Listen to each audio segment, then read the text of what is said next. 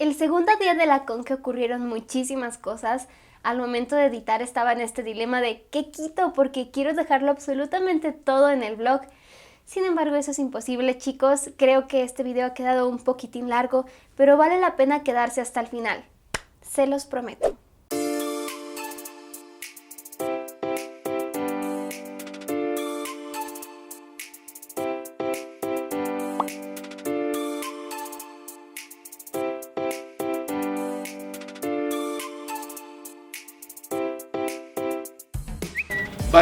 Cuando acaben de desayunar, el Aya va a llegar, tienen ustedes una sesión de preguntas y respuestas, vayan pensándole y al final se pueden tomar una selfie con él.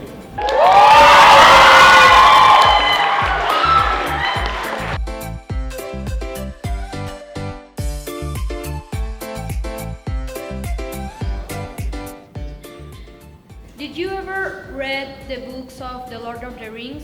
I don't know, for feeling identified with your character? Yo te dije.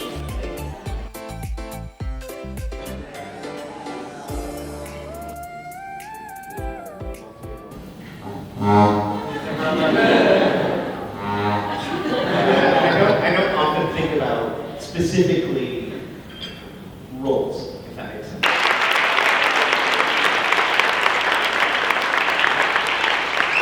That's why I'm here actually. I shared my opinion about the Tolkien books. They told me, do you want to meet the actor? And I was like, I can't believe it. It's something real special for me. And I wanted to know if you could tell to the camera, the world is made of stories, because it's something I truly believe in, something I It's true. Yeah, to that camera? Yeah, sure. The world is made of stories.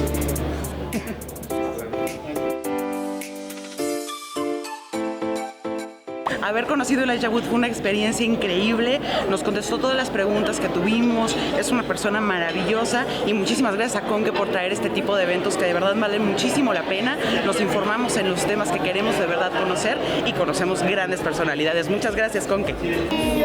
muy emocionada. Yo me sentí muy nerviosa. Para mí conocer a Elijah Wood neta fue de las mejores experiencias en mi vida. Gracias CONQUE por poderme hacer esto realidad, neta, lo admiro muchísimo. Fue muy chido para mí, gracias. Sí, me dieron una litografía especial. Es de Efraín Malo. Es un dibujante muy talentoso. Hemos visto la emoción de la gente, la cara de felicidad al ver que pueden intercambiar algunas palabras y tener contacto con Elijah, además de su foto. Y no solamente eso, sino también desayunamos con él, que es lo más divertido de todo. He's the easiest celebrity I've ever traveled with. He loves everybody, he's very kind, and nothing is ever a problem for him. So it's very gratifying for me in my work and booking celebrities all over the world to know that my trip is going to be a joy instead of problems. Never had one with him, never will. Tenía un par de horas libres, así que fui directo al área de San Garabato a buscar al ilustrador de la litografía que nos dieron en el desayuno. Por supuesto, le pedí que me la autografiara.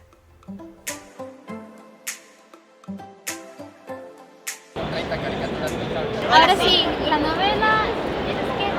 Ok, perfecto. A ver, primero te firmo esto.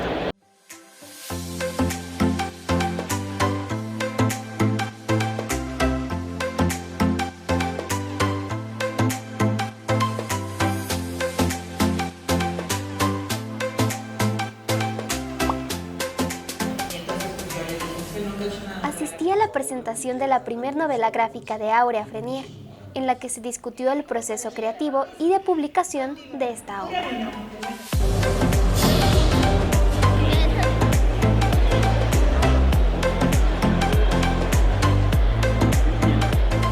Acabo de salir de que firmaron el libro Señor de los Anillos y fue una experiencia muy chida porque como verlo ahí y no a través de los libros es increíble. Y es una persona muy amable y si pudiera repetirlo lo haría. Poco antes de que iniciara la presentación de Elijah en el Teatro Metropolitano, me confirmaron que sí podría subir a realizar algunas de mis preguntas, junto a Héctor y Luis Gantús. What's your name again? ¿Paulina? Paulina.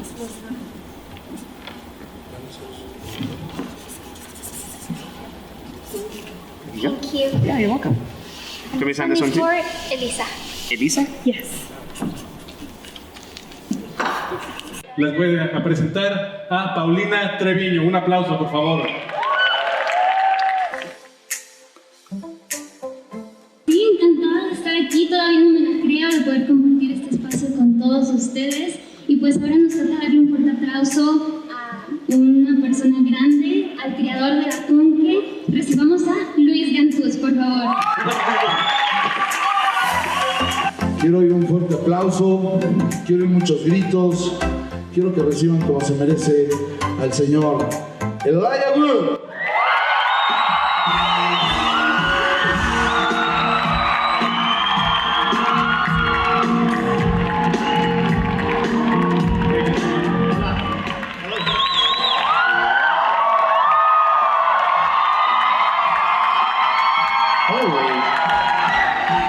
Holy shit. La sesión es muy sencilla, van a ser preguntas y respuestas. Tenemos 45-50 minutos para hacer todas las preguntas que quieran, pero yo sé que Héctor y aquí está Bella Niña nos trajeron unas preguntitas antes de empezar y ellos nos irán diciendo cuando pasemos con el público.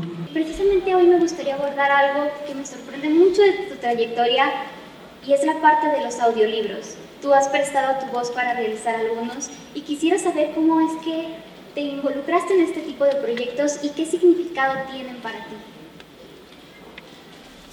I mean, I have done a few, yeah. It's, how do I get involved? It's often kind of come through traditional channels where, you know, through my agent, there's sort of an offer to do VO for a book, and it's quite fun to sort of sit in a recording booth and read an entire book from front to back. Probably my most favorite experience doing that was actually with a piece of classical literature. I did the audio book for Huckleberry Finn, The Adventures of Huckleberry Finn, which was a lot of fun, very challenging, but a lot of fun. Do you consider yourself a geek? Oh, fuck yeah. He's one of you guys. I mean, yeah, I grew up on horror movies and sci-fi and fantasy movies as well, and I collected action figures, Star Wars figures when I was young, so I was a big collector. I have all that stuff in storage now. But yeah, I mean, played video games a lot when I was a kid, so I'm kind of like an all-around nerd / geek. I'm a big record collector too. You're right at home here, so. Yeah. Yeah. And talking about performing and being a fan, you also do a lot of producing. You're a DJ, he's a DJ, and you started your own production company to do sci-fi and horror movies, am I right? What do you enjoy most, being in front of the camera or behind the cameras? I mean, I think I just love to be a facilitator, so wherever that fits best. I mean, I love being an actor, and but that the real love that I have is for filmmaking and for that process, that creative process. Working with a group of people towards a creative goal, something that we're all really excited about. That's at the sort of heart of making films. It's largely why I wanted to start a production company in the first place, was to be a part of the filmmaking process from its inception, from the birth of an idea or even a script, and seeing that through. And the kind of, we built the production company around the idea of making horror and genre films, because those are the movies that I really love and my producing partners really love as well. And at the time we created the company called Spectrovision, I don't know if you guys know about this, horror and genre was not really there wasn't a place in the US for that to be consistently made, the kinds of horror and genre movies that we love. Now that's changed, we're in sort of an amazing renaissance of horror and genre, and it's an exciting time to be making those kinds of movies. Has prestado también para personajes como lo es Work, el hermano de Greg en Over the Garden Wall. ¿Qué encontraste más fascinante en esta historia? ¿Qué pensaste de los personajes cuando llegaste a conocerlos? ¿Y cuál es tu versión de lo desconocido? Oh man, Over the Garden Wall is one of my favorite things that I've worked on, truly. Thanks. Oh, I'm so glad that you guys have seen it. It's such a beautiful story. The animation style is so classical in a way. It really feels like something from another era. And I was so drawn to it. I mean, I love animation, so anytime I get an opportunity to work on something in the animation world, it's always exciting to me. And with that, I'd just seen a few drawings of the characters, and I knew that I wanted to be a part of it. And I think we actually did a short before they actually fleshed it out to be the full miniseries. And I just fell in love with the characters. These two brothers who get lost in this forest, and they're trying to find their way home, and it's all the sort of bizarre, weird characters that they meet along the way. And I thought each episode was so funny and at times kind of frightening and scary in that old sort of classical way that old cartoons and old movies could be scary. So yeah, I loved it. And your version of the unknown, what was your conclusion when you ended with this project? So what did I think the unknown was? Well, I suppose it's up for interpretation, but I think it's the second to last episode kind of sort of alludes to the fact that it might have all been a dream. Yeah, everything changed and it's like, whoa.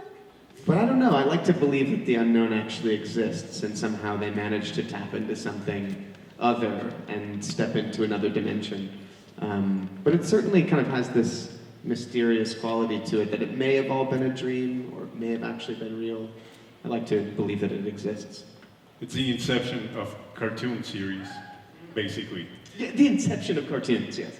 And speaking of movies and television shows, you seem to be gravitating more towards television the last few years because you did Wilfred, a comedy, and then you did and Dirk Gently's Holistic Detective Agency.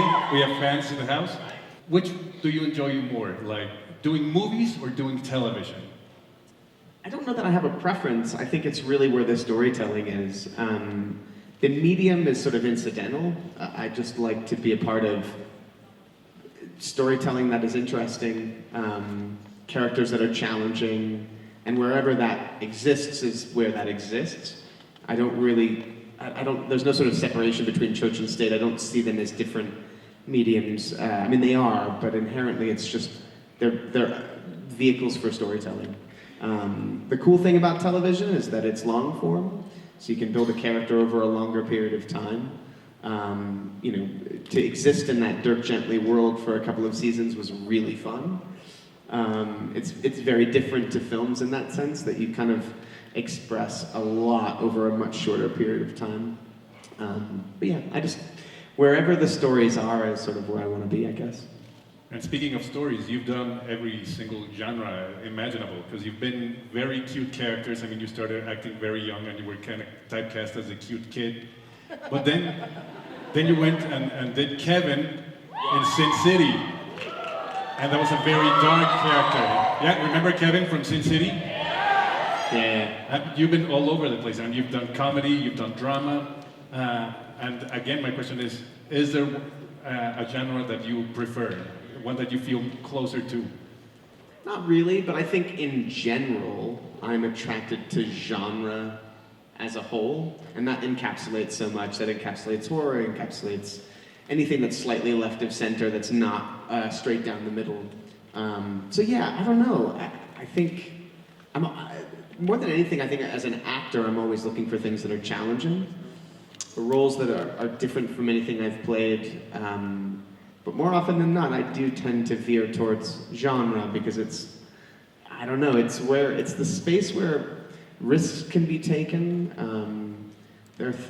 Things are not quite as they seem, and I'm sort of attracted to that space, I guess.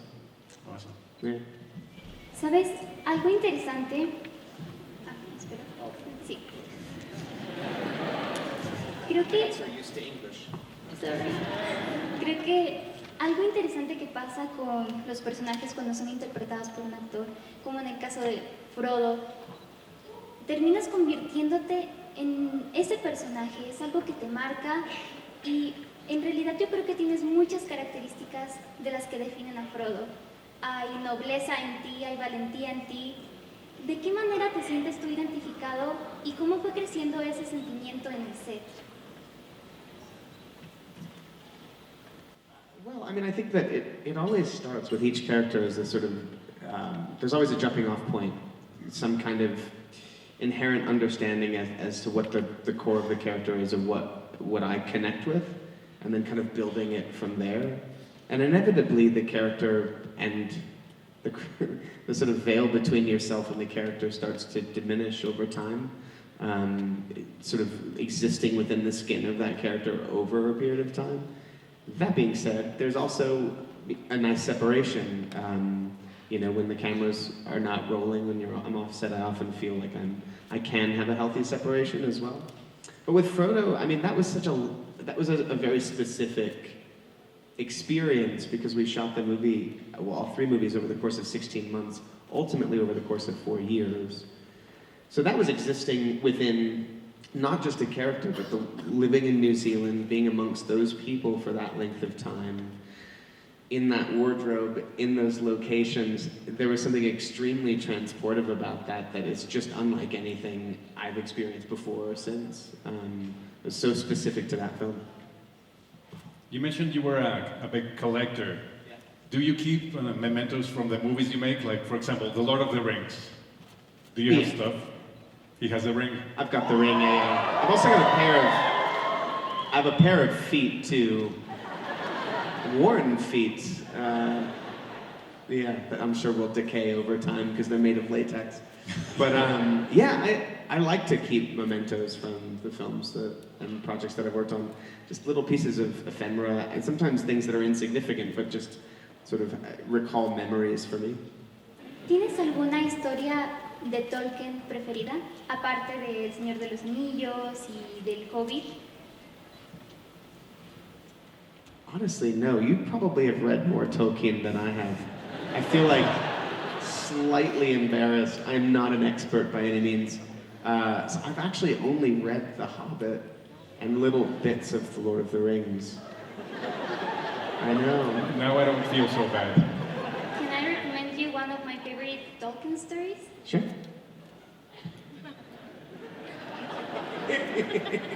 Are you a big Silmarillion fan? I've tried. Lo he intentado. Bueno, poniendo en contexto, el Silmarillion, ¿verdad? Sí. El Silmarillion es la obra que Tolkien siempre deseó publicar. Con esto empezó su carrera, era lo que él deseaba haber terminado y finalizado, y fue lo que no consiguió. O sea, esta es una obra a la que su hijo dio orden y se publicó después de su muerte. Y de hecho El Señor de los Anillos y El Hobbit y muchos de sus trabajos se publicaron por petición de las editoriales y los fans.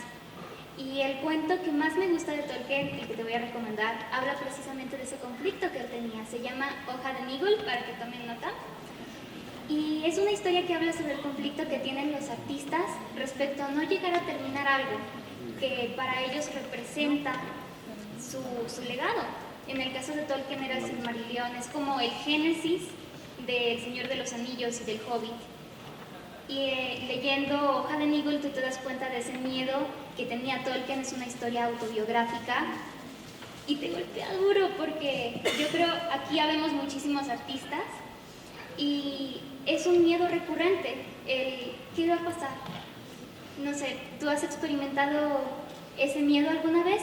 ¿Qué te gustaría ver finalizado a futuro en tu carrera? Oh my God. Oh my God. Me explayé. It's very heavy. So the notion is that piece is about the unfinished work and the fear of not finishing something before you pass. Whew. Yeah, look, I think we can all relate to that in the sense that I think all of us have personal goals that we hope we achieve before we pass. So there's certainly things that I want to have accomplished that I've not done yet.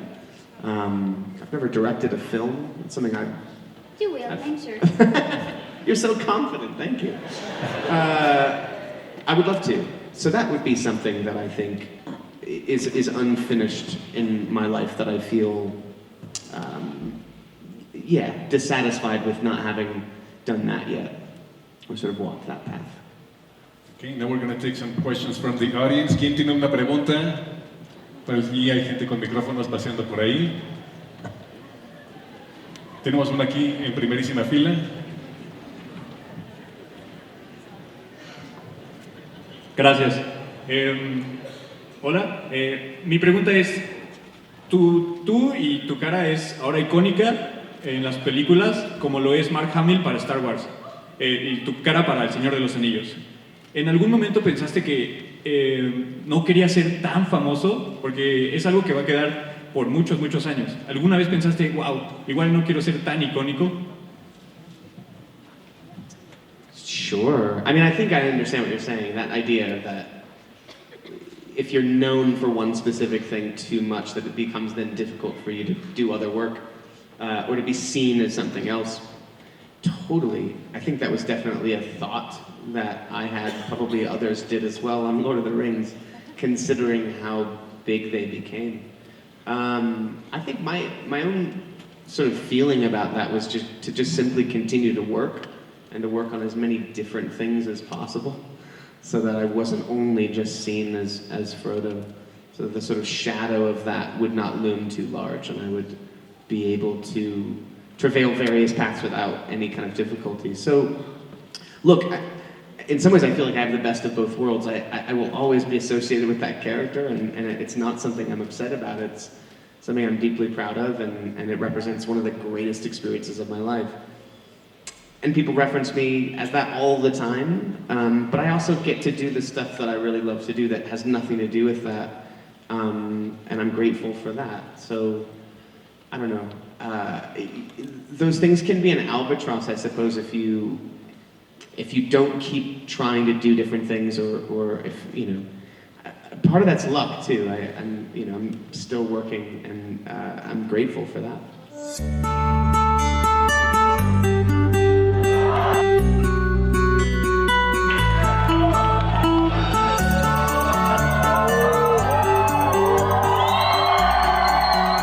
Sobrará mencionar que fue un día increíble.